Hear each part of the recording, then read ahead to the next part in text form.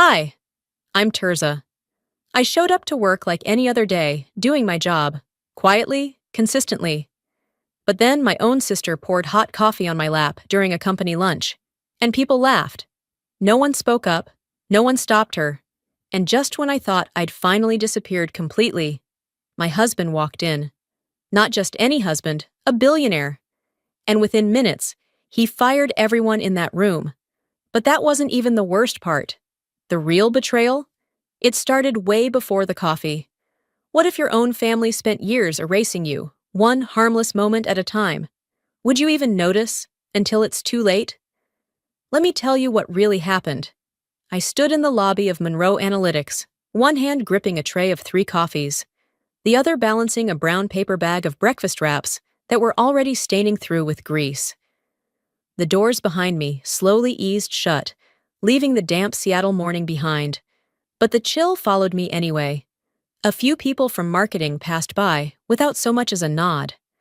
One of the interns, Nick, I think, glanced up from his phone just long enough to say, "Hey, Terza, you mind grabbing a couple extra creamers next time?" No smile. No thanks. Just expected. I kept moving, because what else was I going to do? Explain to him that I was the one who wrote the predictive sales model they were using this quarter? That I had an MBA from UCLA, not a hospitality degree? That I wasn't the damn office barista? Instead, I gave him a half smile and said, "Sure thing." By the time I reached the second floor, the heat from the coffee had bled through the sleeves of my blouse, and my arm was starting to ache. I paused just long enough to shift the tray, my eyes landing on the giant framed poster above the main staircase. Marla's face. My sister. "Meet the visionary behind Monroe Analytics," the caption read. She was smiling in the photo, head tilted slightly like she always did when she was posing but pretending not to. The same smile she wore when she convinced our parents I was too sensitive as a kid. The same one she gave board members when taking credit for work she didn't do. I was already late for the Monday meeting. The boardroom was full when I stepped in. Sleek, expensive chairs arranged around the long glass table, the giant screen at the head already blinking with Marla's presentation. I placed the coffees at her seat, the bag beside them. She didn't look up, didn't thank me, she just kept talking. "And if we're serious about Q3 growth," she said, "we need to think bigger than projections. We need disruption." That was my cue. I had spent the weekend building a model that could predict regional purchasing behavior based on local weather trends. It wasn't just good. It was the kind of thing that could shift entire sales patterns. I cleared my throat. "Actually, Marla held up a hand. "Let's save the math class for later. We're not running a school here." Laughter, easy, comfortable laughter, from people who had never once asked me what I did all day. I sat down without another word. A VP, Thomas, asked, "What's Terza's role again?" Marla didn't miss a beat. "Oh, she's kind of floating support, like a utility player. She's helpful." Helpful. That word stuck in my throat like a splinter. I looked around the table, hoping someone, anyone, would glance my way. But they all either avoided my gaze or stared blankly, like I was part of the furniture. So I pulled out my notebook, the same one no one ever asked to read, and pretended to take notes while a part of me quietly broke into pieces. When the meeting wrapped, I gathered the empty cups and napkins without being asked. The room emptied quickly, everyone too eager to get back to their desks and their inboxes. I stayed a moment longer, needing space to breathe. That's when I felt it. Eyes on me. I turned and saw Lucian Draper, head of legal, standing just outside the doorway. He was older, quiet, the kind of man who said very little but watched everything. His eyes met mine. For a second, I thought he might speak. Say something. Acknowledge what he'd seen. But he just nodded once, almost imperceptibly, and walked away. Voice in my head. Of course he didn't say anything. Silence is safe. Silence keeps jobs. Later that afternoon, I stepped into the elevator just as Mallory slid in beside me. She was young, sharp, and ambitious, an intern last year, now rising fast. Not because she was better, just because she played the game better. She leaned in slightly. Hey, I hope you don't mind, but Marla asked me to present your deck next week.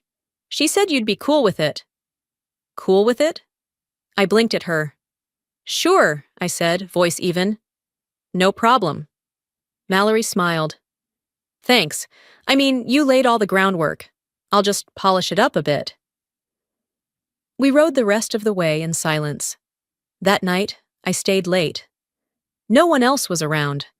The building was quiet in the way only offices are after dark. Light humming from the ceiling, distant tapping from an HVAC unit that hadn't been serviced in years. I sat at my desk, staring at my own name written in the corner of my slide deck, and wondered how long it would take before even I forgot I was the one who made it. They didn't need to fire me to make me feel erased. They just stopped seeing me. The next morning, I arrived earlier than usual, thinking maybe if I beat the noise, I could reclaim a little peace before the day started chipping away again. The office was still half lit, mostly quiet, save for the hum of vending machines and the clack of heels from someone in the marketing team arriving just after me. I headed toward the lunchroom, needing water more than caffeine this time. I passed a cluster of interns huddled near the corner booth. They weren't laughing loudly, but they were trying not to. They dispersed the second they saw me. No greetings, no guilt either. I didn't ask. I just walked over to the fridge, pulled a bottle of water, and caught a glimpse of one of their phones left face down on the table. But someone beat me to it. Hey, whispered Joanna from accounting. She held her phone screen low between us. I'm not supposed to show you this, but you deserve to know. On the screen. An email thread forwarded so many times the chain was barely readable. But what was clear, crystal clear, was the image. Me, wiping down the whiteboard in Conference B. Captioned, When Nepotism Comes with a Mop. Above the image, the subject line read, Queen Bee with no hive. Underneath, a reply. At least she's good at cleaning up Marla's messes. Joanna looked at me, apologetic. I didn't laugh, she whispered. I nodded once, said nothing. Took my water and left the room. Back at my desk, I stared out the window. The clouds were thick that morning, heavier than usual for a Seattle spring. I didn't cry. I didn't even get angry. I just sat with the weight of it, letting it settle where it always did. Deep, invisible, just below the surface. They didn't even try to hide it anymore. I wasn't just overlooked, I was a punchline. The monthly recognition meeting was that afternoon. One of those pseudo-celebrations meant to show how valued employees were. Bagels, balloons, a PowerPoint loop on the wall with smiling headshots and vague bullet points like made an impact or elevated our culture. I wasn't expecting anything, but I hadn't expected this either. The slideshow clicked through each name, each shiny face. Then came the Data Innovation Award. That one stung, because it was mine. The model, my model, was highlighted for projecting market shifts based on user behavior trends. Except, under the recognition line, Mallory Penn. Not even a mention of my name, not in the corner, not in fine print, nothing. Marla stood at the front, perfectly poised, the very picture of leadership. Our young talent is what pushes us forward, she said, gesturing toward Mallory with pride. The applause was loud, loud enough to drown out the white noise ringing in my ears. Lucien caught my eye from across the room. He didn't look away this time, but he didn't say anything either. That evening, I left the meeting early and headed toward the vending machine. I didn't need a snack. I just needed to step away. Think. Breathe. I tried to feed the machine a wrinkled dollar bill. It spat it back. I flattened it, tried again. Same result. On the third try, it swallowed the bill, blinked twice, then did nothing. The screen froze. I just stood there. It was stupid, insignificant, a minor annoyance. But something about it cracked the surface I'd been holding together all day. My hand shook. Not from the machine, but from everything. You don't break from the big blows, I whispered. It's the small cuts, the echo of your own name, erased. I returned to my desk just before sunset. The office had cleared out. Marla had gone home. Mallory, too. Sitting there, under the dull light, I noticed a folder placed neatly on my chair. No note. I opened it. Inside, a printed version of my latest presentation, the one I'd drafted for the product team's quarterly pivot. Every slide intact, every chart exactly as I'd laid it out. Except for one thing, Mallory's watermark, bottom right corner of every page. My name, nowhere. I didn't even flinch, not anymore. I walked over to the printer tray, checked the timestamp. Printed that afternoon, 2 hours before the recognition meeting. I returned to my desk, sat down, logged into my email, opened a draft. Subject, documentation, Number 1. Attachment, scanned copy of the folder. Body, blank. I hit send, to myself. I stared at the screen a few seconds longer, then shut the laptop. They thought I was quiet because I didn't know how to fight. What they didn't know is I had just started. The office was empty by the time I left. I walked slowly through the parking garage, letting the echo of my heels follow me like a shadow that had learned too well how to stay silent. On the drive home, I didn't turn on the radio. I needed the quiet. Not to think, thinking hurt, but to let my thoughts unravel without judgment. The next day, we had an investor visit. One of those high-pressure showcases Marla thrived on.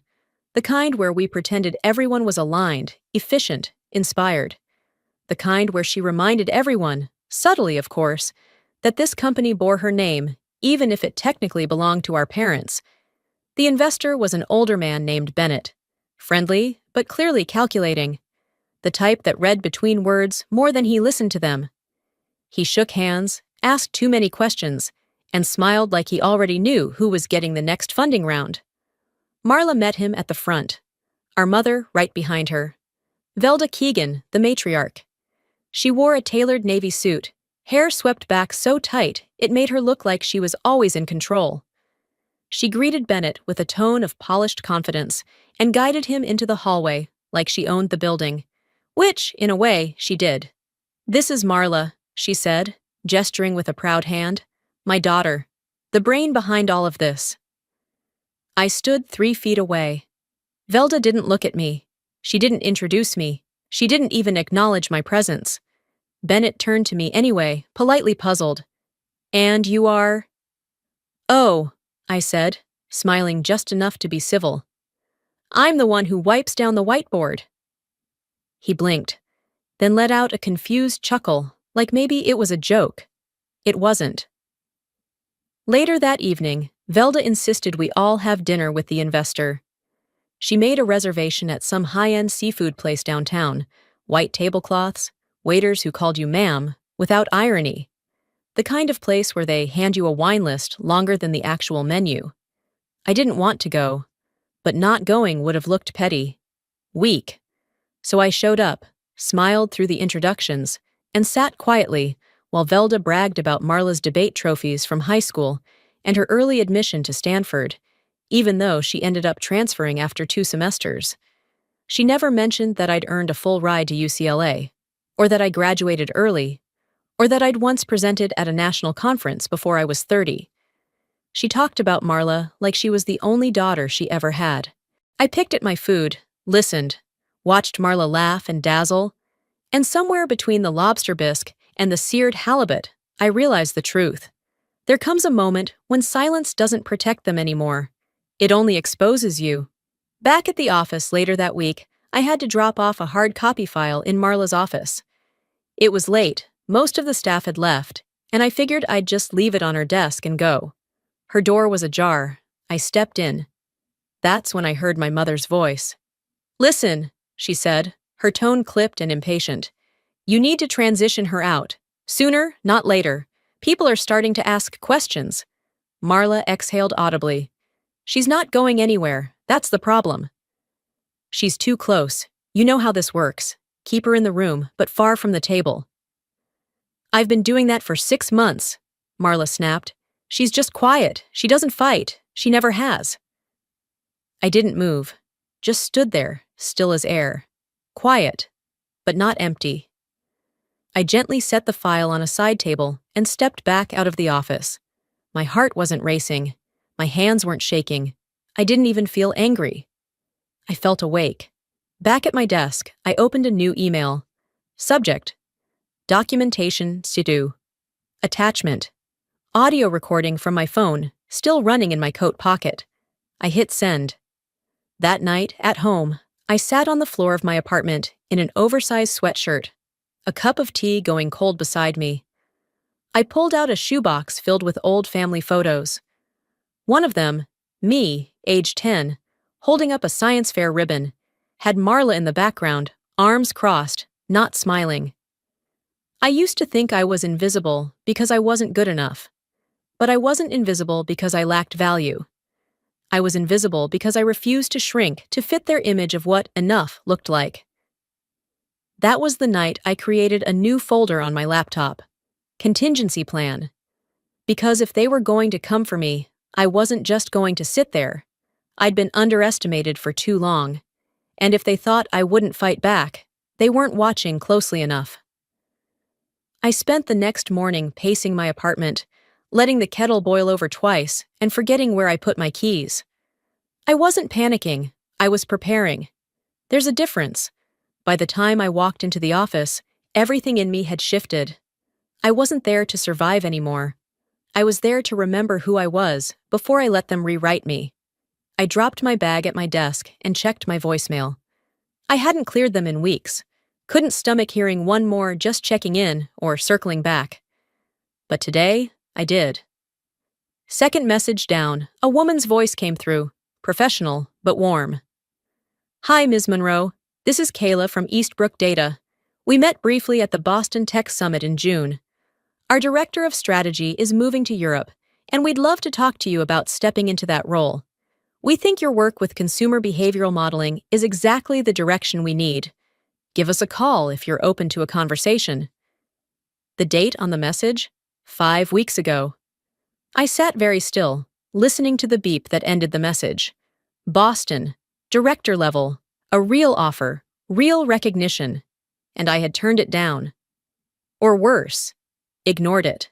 Because 6 weeks ago, Marla had looked me in the eyes and said, I can't save this company without you, T. I trust you more than anyone. I thought I was helping my sister rebuild something worth saving. Turns out, I was just hammering nails into my own coffin. Later that afternoon, we had our quarterly strategy meeting. I knew what was coming, or I thought I did. The presentation was titled Predictive Models for Consumer Pulse. That was mine. My code, my project, my sweat. I watched as the screen lit up with my charts, my formulas, my structure, repackaged under a fresh title. Mallory walked to the front of the room in a pressed blouse and patent leather heels, smiling like she'd spent the last 3 months coding in the dark. She began with, I'm proud to present a predictive framework we've been building to anticipate regional consumer behavior. We? Mallory didn't even know the difference between logistic and linear regression until I explained it to her last month. And there it was. Marla standing at the back, nodding along, proud as a mother at a recital. She didn't speak until the end, then clapped twice and said, exactly what I envisioned when I hired fresh minds to shake things up. Fresh minds. I sat frozen, every cell in my body screaming, but my face stayed calm. When the meeting ended, I opened my inbox. Right on time, an automated message appeared. Subject: Thank you. Body: Great note-taking today, Tirza. Your support makes everything run smoother. Support: I walked slowly back to my desk, shut my laptop, then opened the draft folder on my desktop. Inside was the original version of the deck, the one with my name on every page, my notes in the margin, time-stamped edits saved on a cloud account I controlled. There was no denying it. No room for, maybe you misunderstood. I highlighted the entire folder and dragged it into the contingency plan, phase 2 directory. Then I backed it up in 3 more places. After work, I skipped the bus and walked instead. Needed the air, the space. By the time I got home, The sky was already fading to blue-gray. I poured a glass of wine, sat at the kitchen table, and opened my laptop again. I stared at the screen for a full minute. Then, I remembered a name Dorian had mentioned once. Someone he'd worked with during a merger in Chicago. A lawyer who specialized in intellectual property disputes. I found her email. Attached the full folder. No note. No signature. Just the subject line. Intellectual property theft. Internal evidence attached. I hit send. That night, I didn't sleep much. But I didn't toss and turn either. I was done waiting for someone else to call it what it was. This time, I was sending the signal, and someone was going to answer it. By the time the office lights flicked on the next morning, I was already seated, at the far corner of the conference room, right next to the humming printer. It wasn't even subtle. My name had been left off the agenda again. No welcome slide, no introduction, not even a seating card. Junior staffers sat at the main table, some with less than 6 months of experience. Mallory had a full section to herself. She glanced my way briefly, then turned back to her tablet. She knew. They all did. I didn't ask questions. I didn't try to fix it. I just pulled out my phone, opened the voice recorder, and set it face down beside my notepad. The presentation began with a bloated slideshow packed with recycled metrics, half of which had originated in my research. When one of the interns incorrectly summarized a data set I'd built from scratch, no one corrected her. When Marla stepped in to wrap things up, she nodded toward the team like a school principal on awards day. "These are the future of Monroe Analytics," she said, all smile and spin. "And let's be honest, fresh eyes see things we often miss." Fresh eyes, like mine, were cataracts. The meeting ran long. When it finally ended, I waited until the hallway cleared before packing up. I reached for my bag when a new email pinged on my screen. It had been sent to a small group, myself accidentally included. Subject, Thursday debrief, internal only. The first line? Honestly, she's just good for coffee runs and filling out the diversity line item. Another reply came seconds later. She still thinks she's in the running for VP. Adorable. And one more. We should frame that mop picture. Or better yet, name a conference room after her. I didn't react, not outwardly. I hit forward. 2. My secure email. Subject, documentation, Server 3. Body empty. I closed the tab, then walked calmly out of the room and into the hallway, where Marla was standing near the coffee station, chatting with Bennett, the investor. Her voice was light, performative, the way it always was when she had something to gain. She noticed me. "T, don't forget to restock the sugar packets. I think we're low again." I stepped forward, just close enough for her to hear me. "If you push again," I said, steady and quiet, "I'll push back, not like before, not silently." Her mouth curved into that practice smile she used in press photos. "Oh, come on, sis. Lighten up. It's just work." But there was a pause, barely half a second, before she spoke again. That hesitation was all I needed. Back at my desk, I opened the storage drawer and found the printed slides from last week's meeting, the ones with the wrong data Mallory had presented. I clipped a note to the top, no accusations, just corrections, and placed it in Lucian's internal mail slot. He found me an hour later. Didn't say a word. Just walked past and slipped a folded paper into the side pocket of my tote bag. Inside, a printed copy of the email chain, the same one I'd already forwarded. But it wasn't from me. Someone else had flagged it. Someone inside the circle.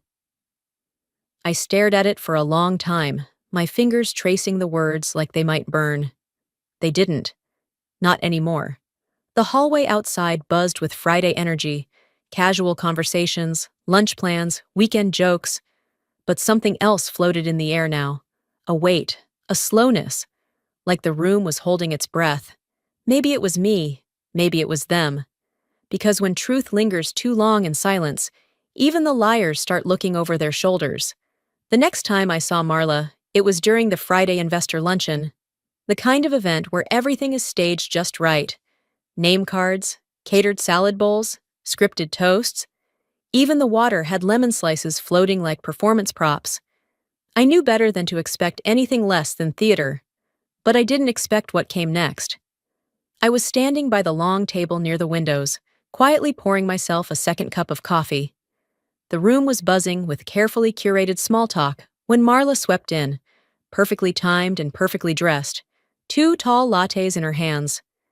Her eyes scanned the room, then landed on me with that familiar glint I had learned not to trust. She walked toward me, smiling like it meant something, and at the very last second, tripped. The coffee cup in her right hand flew up, arced slightly, then landed squarely in my lap. The heat punched through my dress slacks before the pain even registered. "Oh no!" she gasped, voice high and sugar-coated, eyes widening. "Tirza, I'm so sorry! Still your favorite, right?" People laughed. Not everyone, but enough. A few turned away. One or two looked like they wanted to say something but didn't. My skin was burning, my thighs stung, the fabric clinging in wet patches. I didn't shout, didn't flinch. I looked her dead in the eye, smiled, just enough to confuse her, and then walked out of the room, slowly and upright, coffee soaking through every step. I went straight to the restroom, locked the stall, and stood there, breathing. One hand on the cold metal wall, the other resting against the scarlet stain growing on my thigh. This wasn't clumsy, it wasn't accidental. It was her final warning. But what she didn't know was, it was also mine. I changed into a pair of workout leggings I kept in my locker, cleaned up the best I could, and returned to my desk. A new email waited in my inbox. Subject line: "Congratulations, Mallory." I opened it, and there it was in bold.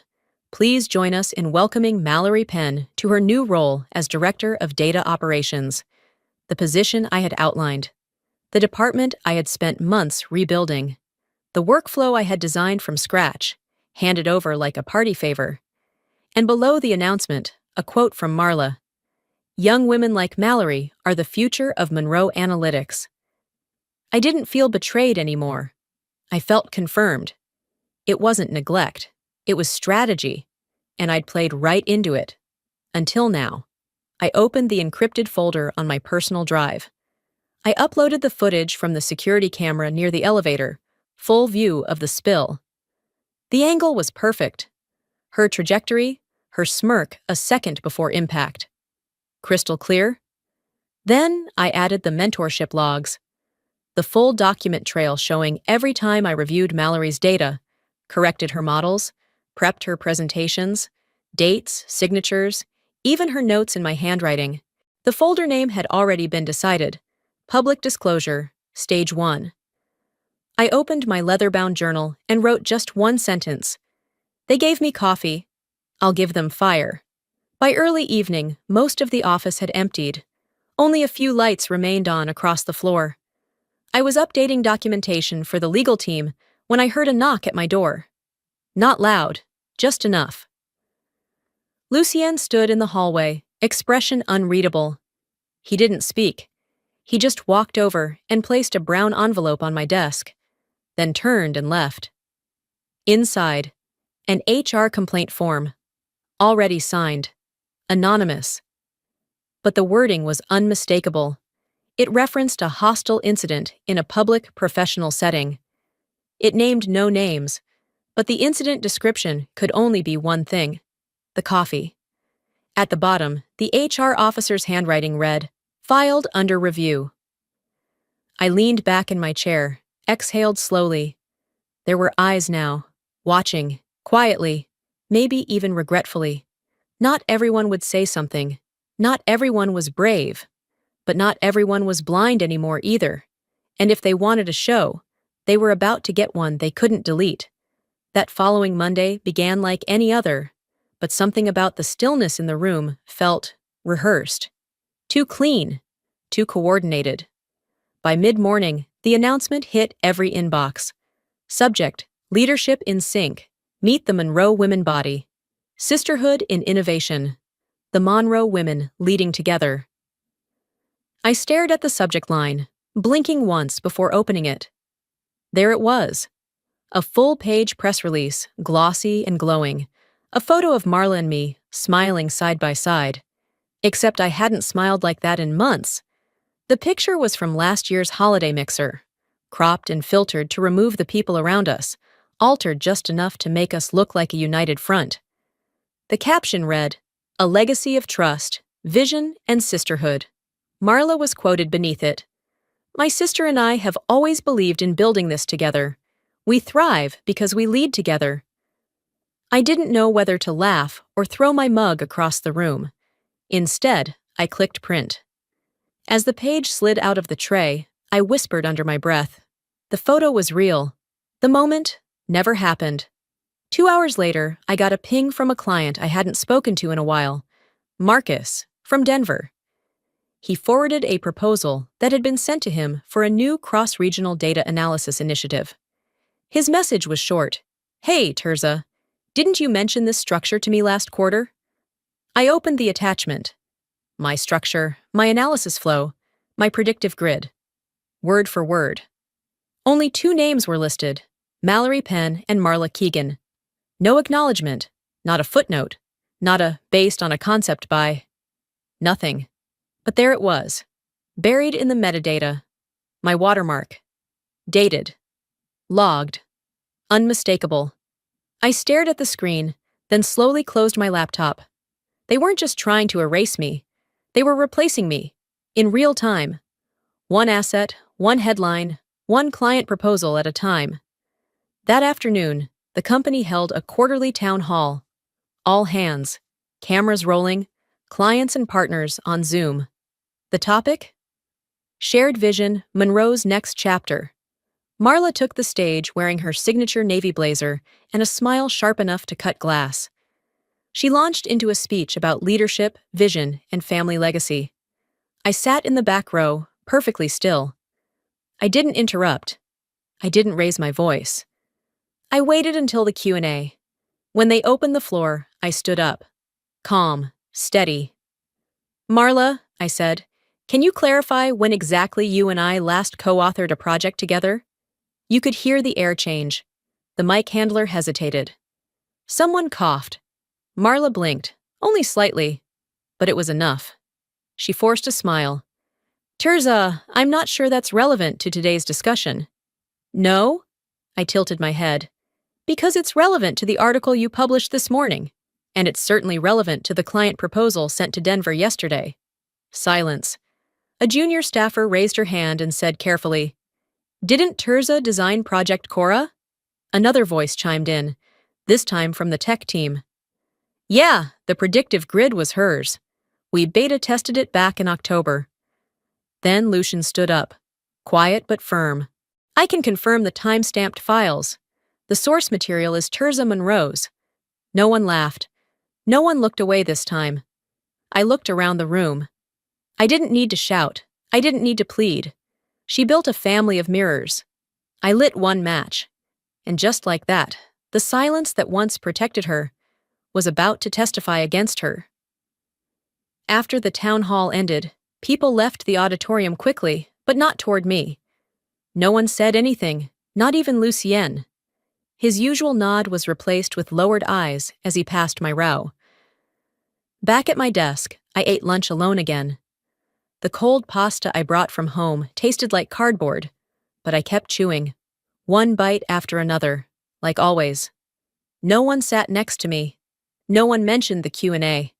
No one acknowledged what they'd heard, because doing so might require choosing a side, and that would mean risk. It's funny how silence isn't neutral. It just waits to see who's going to win before it speaks. I was clearing my dishes when the elevator bell dinged. The sound wasn't unusual, until I heard it again. A pause. Then the steps. 2 men in dark suits walked out first, scanning the room like they already knew where to go. Then came the third figure. Dorian. He didn't wear the usual softness he carried at home. No loosened tie, no casual button-down. He wore a fitted black suit, no tie, eyes focused straight ahead. It wasn't just his clothes. It was the way the air shifted around him.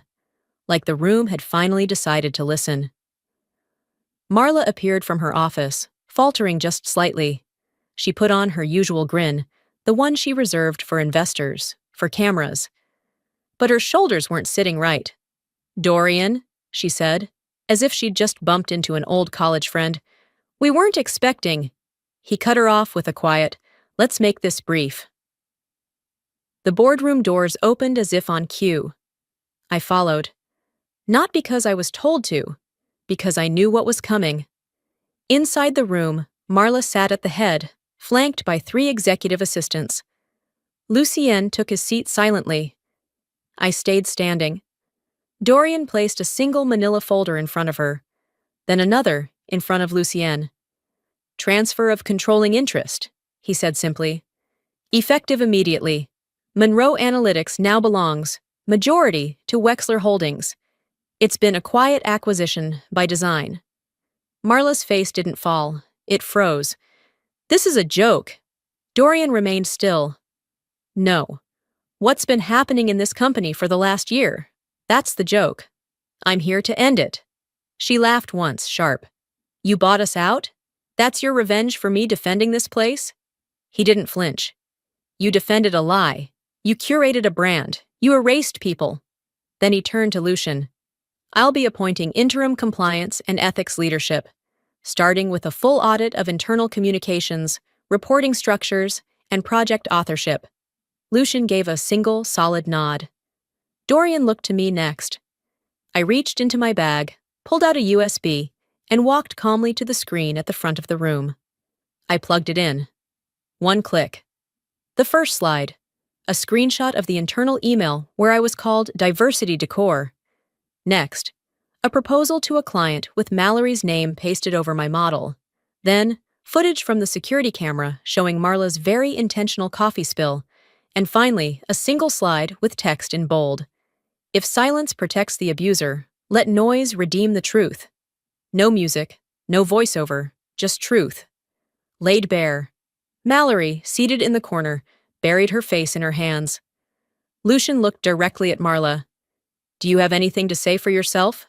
She blinked once, twice. "This is a hit job." "It's a correction," I said. Dorian stood.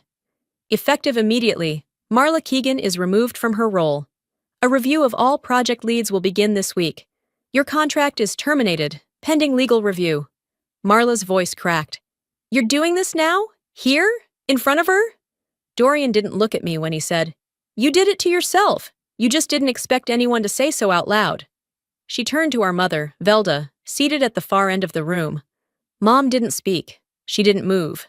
She stared out the window like she didn't recognize either of us.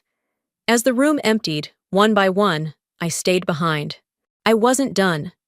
I had one last thing to say. I waited until the last door clicked shut behind them.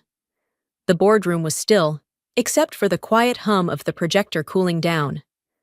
I walked over and removed the USB from the port, tucking it into the inside pocket of my blazer, like I'd done it 100 times before. I didn't need to say anything more. But I did. I turned toward the window, where Velda still stood, unmoved. She hadn't looked at me once since it all unfolded. Her reflection on the glass was sharper than her presence in the room. I stepped closer, enough for her to hear. "You said once I was too soft to survive this world," I said, calm, not bitter. "Turns out, I was just quiet enough to outlast it." She blinked slowly. "You look more like your father these days." I nodded. "He always said truth doesn't need a microphone." There was no apology. I wasn't waiting for one. Later that week, I returned to the office early, just as the cleaning crew was finishing up. The lobby looked the same, but the energy was different. Lighter. The whispers had shifted. There were no glances behind backs. Just people. Working.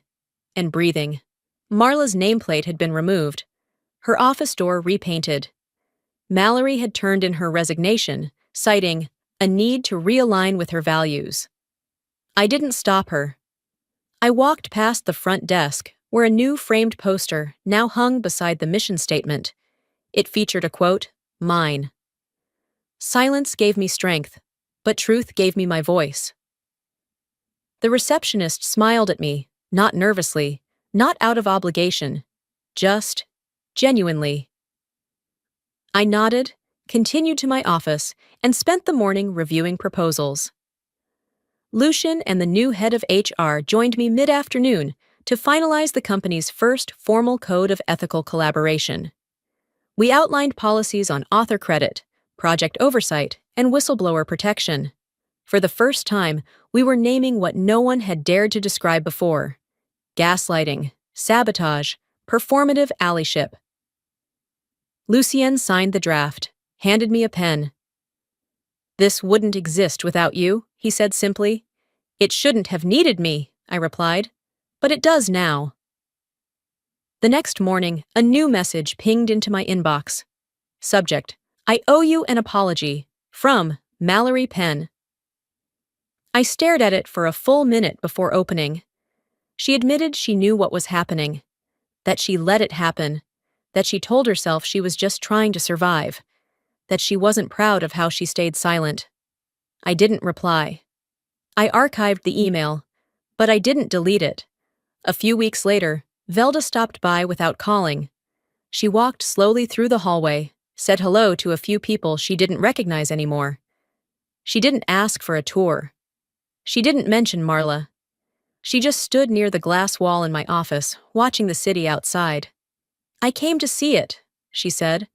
"The place that changed everything." I poured her a cup of tea. No milk, no sugar. Just how she liked it. She looked around. "You run this now?" "I lead it," I corrected. She nodded. "It's cleaner, sharper." We didn't talk about what happened. There was nothing to revisit. She had made her choices. I had made mine. But as she left, she paused at the doorway. "You never needed fixing," she said. "Just space."